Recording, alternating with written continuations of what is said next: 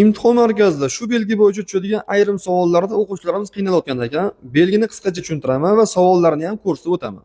Bu belgimiz qayrilib olish joyini ko'rsatadi. Belgi o'rnatib qo'yilgan joydan qayrilib olish mumkin orqaga, lekin belgini qoidasida yozgan. Bu belgi chapga burilishni taqiqlaydi. Belgi o'rnatib qo'yilgan joydan chap tomondagi ko'chaga burilish mumkin emas, taqiqlanadi. Endi shu belgi bo'yicha tushadigan ayrim savollarni ham ko'rsatib o'taman.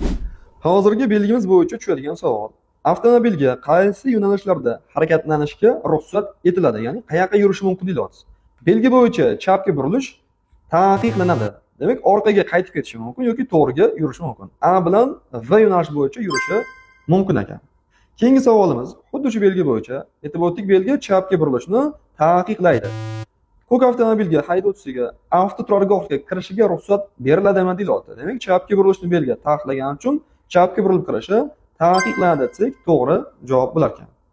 Keyingi savolimiz ham yo'naltirishlar bo'yicha qaysi yo'nalishlarda harakatlanishga ruxsat beriladi deyapti.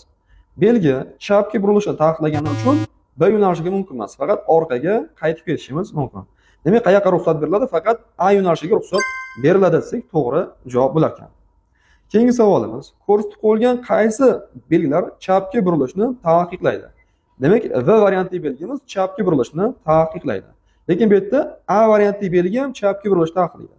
O'ng yuradigan bo'lsangiz, bir tomonlama yo'lga chiqasiz, yo'nalishli avtobusdan bo'lagi bor. Lekin chapga buriladigan bo'lsak, qarama-qarshi tomonga chiqib ketamiz. A bilan V varianti chapga burilish taqiqlar ekan. Demak, A bilan V ni tanlasak to'g'ri javob bo'ladi.